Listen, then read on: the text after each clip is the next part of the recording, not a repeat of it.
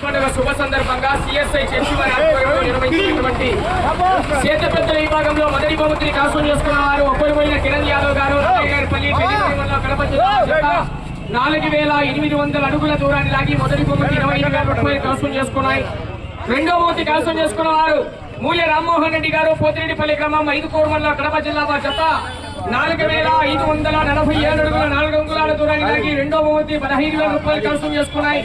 మూడో బహుమతి కైవసం చేసుకున్న వారు బొక్కుల రామబాబు రెడ్డి గారు ఎర్రగుట్ల మండలం కడప జిల్లా జత 4530 అడుగుల 10 అంగుళాల దూరాన్ని లాగి మూడో బహుమతి 10,000 రూపాయలు కైవసం చేసుకున్నాయి. నాలుగో బహుమతిని ఇరగంరెడ్డి లక్ష్మీరెడ్డి గారు రహమత్ ఖాన్ పల్లి కాజీపేట మండలం కడప జిల్లా జత 4518 అడుగుల 10 అంగుళాల దూరాన్ని లాగి నాలుగో బహుమతి 5,000 రూపాయలు కైవసం చేసుకున్నాయి.